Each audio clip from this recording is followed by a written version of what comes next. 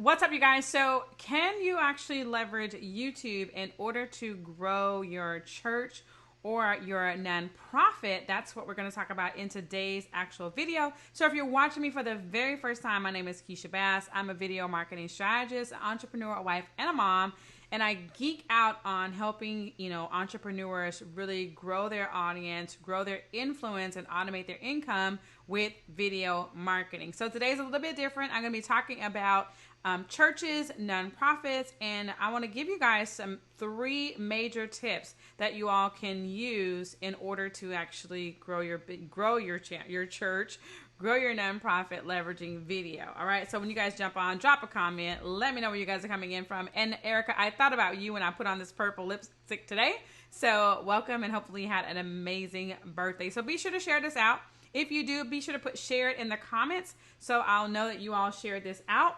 And let's get into it, okay? So I have three tips for you guys, all right, and how you can actually leverage it. And this is probably great for you, Erica, since you guys are in ministry. And this will work as well, not just for churches. Let me say if you're in ministry or, something like that where you go and you speak and around the world, this would be great for you as well. So number one, you guys, is you want to go where the attention already is, all right? So it is no big secret that people are watching more YouTube than they are television networks, right? So YouTube now has like premium where you can watch YouTube and not have to watch ads and everything. And so there's already a huge amount of attention already on that particular platform. I did a search for churches in Seattle, and there was over 2,900. Okay, because I'm using some software that will let me know how many searches happen per month.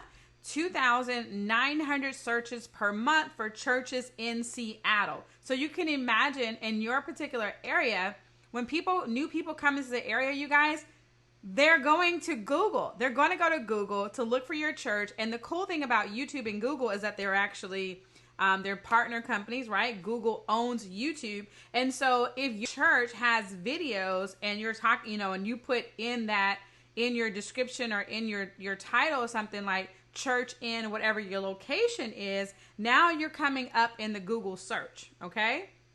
So now when a new person comes to your area and they're actually looking for a church, they can literally go online, they can experience your church and everything prior to them getting in their cars, driving over to your actual building. And this is what a lot of people are doing, okay, before they come to your actual church. So you want to make sure that you have a presence online. It is so imperative. I was looking at some of the numbers. 50% of the churches are 100 people or less, okay? 50%. So the majority of you guys that I'm talking to, you have 100 or less people, because over 50% of the churches are 100 or less, right? So a lot of times we look at the mega churches and we're like, oh, the mega churches has a team, and there's volunteers, you guys. Like most of them have volunteers that actually help out with the media part of the actual church. So you may just have to see like who's there that can actually record for you guys, get a tripod. It's not hard, I'm saying? Like it's not hard to, to really get onto YouTube and stuff and have your church onto YouTube, all right? So you go where the attention already is, okay? There's already tons of people hanging out over there. And one of the things I learned from a friend of mine, we were talking about this, and she used to work with Campus Crusade for Christ and in college, and she was saying that, you want to earn the right to be heard. And I think that a lot of times in this day and age, in 2019, 2020, we're not really thinking about the individual over what we're thinking about our goals are as a church. You know what I'm saying? Like, let me give you guys an example. And I do believe, like people say, oh my God, well, people should come to church for Jesus and all this kind of stuff, right? Listen, if I don't know Jesus, then I'm not coming for Jesus. So now what? Right? So we have to think about, like, how can I actually be of service to you before you even hit my building?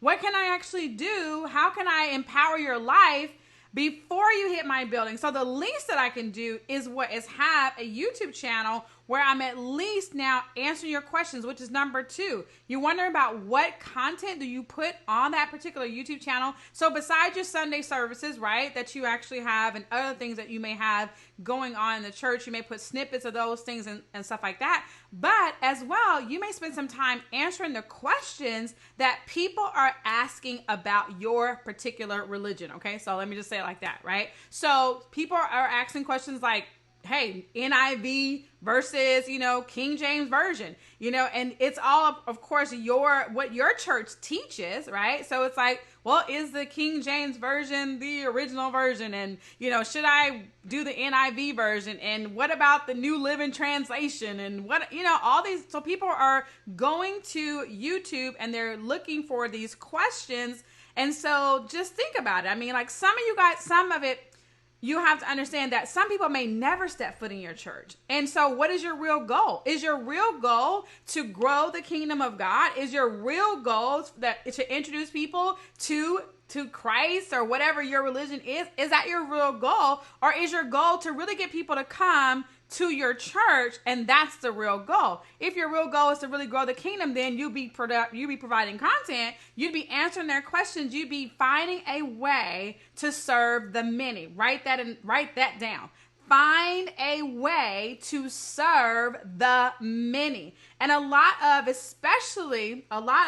especially our African American churches are just pushing back on this whole social media agenda. And I'm going to tell you guys, it's not going anywhere. The best thing for you to do right now is to find some young person in your audience, if you have one, right? Find a millennial in your congregation and get them on board to help you now reach the masses, right?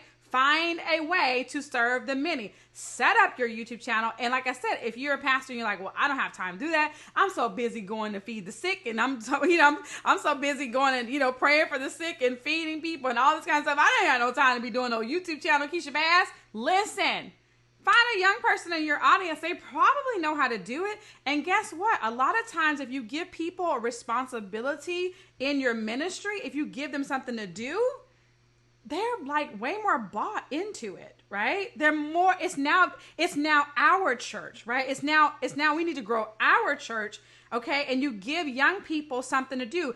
Get a young person to run your Instagram account, right? Get them to do it, okay? Have them take pictures in the service, have them take pictures of what's happening in the church. Guess what it does, you guys? It gets them to what? Come to church, okay? Because now they have responsibility. They now feel like I'm a part of this.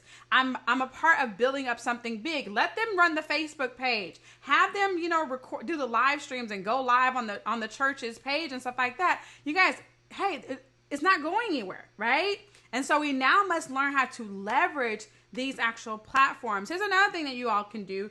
Some pastors, and I know younger pastors are doing this, is they're vlogging. They're actually vlogging so it's like a lot of time people want to know what happens behind the scenes, And I'm not saying like you got to like vlog the business meetings or whatever your important things that you do, but a lot of times it's the things that we can't see that's being done. So it's like maybe record a video. You know what, guys? I'm here at the hospital, coming to visit, You don't have to even say the name of the member or whatever, but you can kind of show them what goes on behind the scenes of this actual church and what are the things that we're doing. The feeding ministry. There's a feeding ministry that's going out doing things. There's all these different ministries, the prison ministry that's going out, like all these different ministries and stuff like that. And so maybe a vlog about what's happening so that people now see, okay, what is the mission here? What are you really doing besides our Sunday morning, get up and go to worship, right? So I wanted to share that with you all today. Listen, for those of you guys who are growing churches and nonprofits, and those of you guys who have nonprofits, you know what I'm saying? Like a nonprofit ain't a nonprofit, right? So it may be as well that you start to see how you can bring in video into your actual business strategy so that now your donors can see, oh, so this is what they're doing with the donations. This is how my donations are impacting the world. This is what's going on, right? So it's just a little bit a little bit more, a more step or whatever, but I definitely want to share that with you all on today. Listen, if I could be of any support you all with your video marketing strategy, I'll definitely put a link to my calendar in the comments or up in the description. So if you want to book a call with me, you want to book some time with me so we can go over your actual video marketing strategy. I love to talk to you, and especially if you're an entrepreneur. You guys know my entrepreneurs, okay? If you're an entrepreneur, you want to grow your influence and automate your income with video, let's talk. Let's chat, okay? The time is now. And until next time, I want you guys to be seen. I want you to be heard. But most importantly, I want you guys to get paid on purpose. I'll see you guys next time. Bye.